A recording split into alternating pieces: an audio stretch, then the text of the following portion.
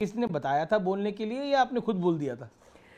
देखिए, अब क्या होता है ना कि जो जो प्रत्यक्ष दिख रहा है लोगों को, एक तरफ आप देख लीजिए जैसे कि ये अपने राहुल गांधी जी हो गए, वो वहाँ आज़ादी के टाइम से जवाहरलाल नेहरू, इंदिरा, फिर राजीव, फिर उसकी माता जी, और फिर अब मतलब कम ऑन यार। अब तो बहन उनकी कह रही है, अमेठी में गई थी स्मृति ईरानी के खिलाफ प्रचार करने के लिए, रायबरेली में भी वो गई थी, उन्होंने बोला इस बार ये आप रायबरेली में एक एमपी नहीं चुन रहे, आप देश का प्रधानमंत्री चुन रहे हो राहुल जी के लिए।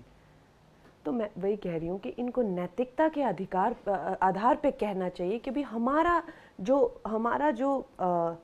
परिवार है अब पीछे हट रहा है, क्योंकि और भी जो लोग आपको लगता है ऐसा होगा पॉलिटिक्स के अंदर? तो आपको लगता नहीं ऐसा होना चाहिए? नहीं, होना तो बहुत कुछ चाहिए लेकिन होता नहीं है।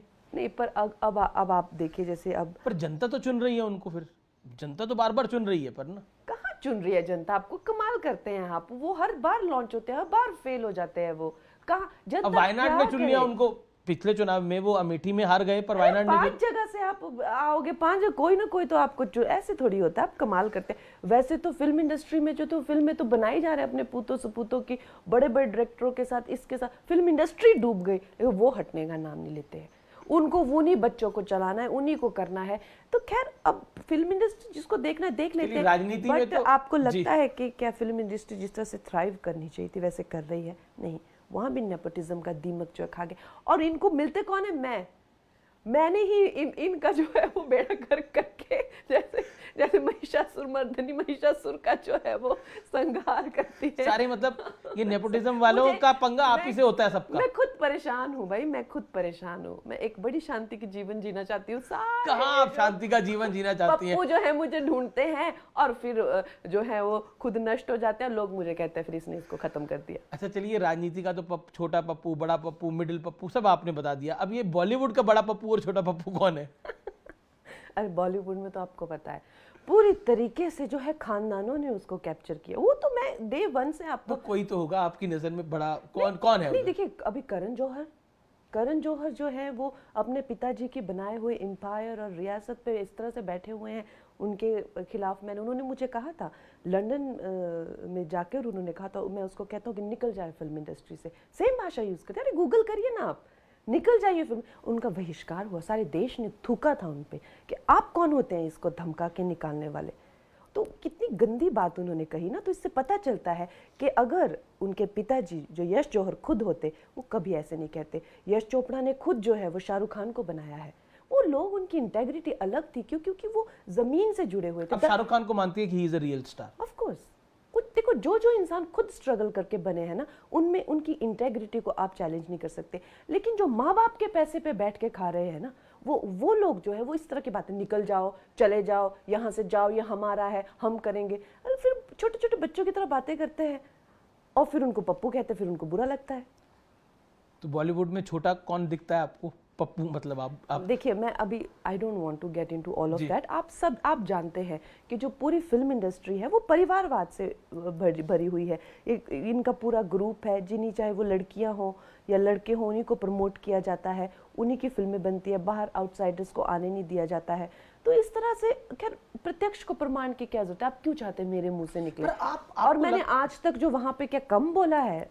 लेकिन आपको भी मतलब आपकी एक फिल्म आई थी पंगा, आपको भी पंगा लेने की आदत है इन सबसे? अरे मुझे नहीं है, ये लोग मुझे ढूंढते हैं और इन लोगों को जो है लिटरली मैं कहती हूँ कि मैंने कभी सोचा था कि विक्रमादित्य मेरे अपोनेंट होंगे यहाँ पे? आप कभी सोच सकते हैं? वो अचानक कांग्रेस ने अचानक उनको अपोनेंट बना के दे दिया। तो फिर वो पहले तो कोई और लड़ने वाले थे, तो फिर विक्रमादित्य आगे। मतलब इस पूरे एरिया में सबसे धाकड़ कैंडिडेट वही माने जा रहे हैं। तो मैं वही कह रही हूँ, मैंने थोड़ी ना सोचा था। और सबसे बड़ी बात, जो फिल्म इंडस्ट्री में जाकर मैंने कहा था कि मुझे इल ट्रीट करो और मुझे जो यहाँ से निकालने की कोशिश करो, ये लोग खुद मुझे ढूंढते हैं।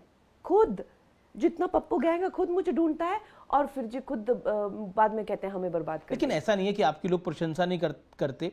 मैंने आयुष शर्मा,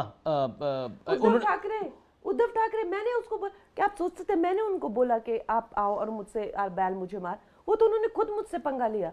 और जब राज ठाकरे होते तो उनकी और मेरी जबरदस्त दोस्ती होती। उनकी इंटेग्रिटी अलग है, इनकी इंटेग्रिटी अलग है, और आइडियोलॉजी की बात नहीं है, बात वही पप्पू परवरिश की है। आपने उद्धव ठाकरे से पंगा क्या लिया? भारतीय जनता पार्टी ने उद्धव ठाकरे की पार्टी तोड़ दी। वो पार्टी मतलब बची नहीं है, आप उद्धव ठाकरे बचे हैं, आदित्य ठाकरे बचे हैं। अरे फिर ये और मतलब उनके साथ उनके बाकी नेता हैं। मैं वही कहती हूँ इनको, विक्रमादित्य को भी, कि तुम्हारे पास 2-2 मिनिस्ट्रियां। अब ये सत्ता की भूख ऐसा ना हो जो था वो भी तुम्हारे हाथ से जाए। ये सत्ता की भूख, अब आप बोलोगे कि जी तुमने उसको वो कर, अरे वो उनकी सत्ता की भूख नहीं आपको दिखती क्या? उनके पास 2-2 मिनिस्ट्रियां और रोड्स के इतने गंदे हालत है, और रोड पे 2.5 फीट के गड्ढे। कल मेरे साथ जो लोग थे चक्कर आके गिर गए। उनको अपने काम में इंटरेस्ट नहीं है, वो करना क्या रहे हैं? अच्छा अब मुझे मेंबर ऑफ पार्लियामेंट बनना है, मेरी फैमिली का उसमें दबका है और मुझे ही लेके रखना है। उनका आप देखिए, उनको क्वेश्चन आपको करना चाहिए कि भाई आप में जो सत्ता की भूख है, ऐसा ना हो जो आपके पास था वो भी लेके जाए। जी, राम मंदिर की प्राण प्रतिष्ठा में हम लोग मिले भी थे। एक सवाल मैं आपसे पूछना चाहता हूँ, उससे पहले एक सवाल है कि आयुष शर्मा है एक एक्टर, उनसे मैंने सवाल पूछा आपके बारे में। मैंने पूछा कि आप मंडी से चुनाव लड़ रही हैं, तो उन्होंने आपकी बड़ी तारीफ करी।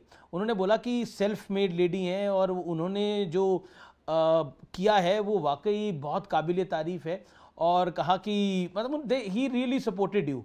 क्या कहना चाहती हैं आप? डेफिनेटली हमारे जो विधायक है, मंडी के विधायक जी, उनके बेटे हैं। यस, उनके बेटे हैं, और उनके पिताजी के जो पिताजी दादाजी जो है, उन्होंने पूरी संचार क्रांति जो लाई थी वो हिमाचल में पंडित सुखराम जी ने लाई थी। तो वो बहुत ही एक प्रेस्टिजियस फैमिली से आते हैं, और अवश्य ही वहाँ पर जिस तरह से संघर्ष कर रहे हैं, आपको पता है कि उन्होंने किया भी है संघर्ष, तो वो शायद रिलेट करते हैं, क्योंकि यहाँ के लोगों को शायद अंदाज़ा नहीं है वहाँ पे किस तरह की ज़िंदगी होती है एक पहाड़ी बेटी के लिए जो है, तो उनको वो आइडेंटिफाई करते होंगे। तो definitely, and he is very well brought up. जी, राम मंदिर की प्राण प्रतिष्ठा की बात करते हैं, आप भी वहीं थी। मैं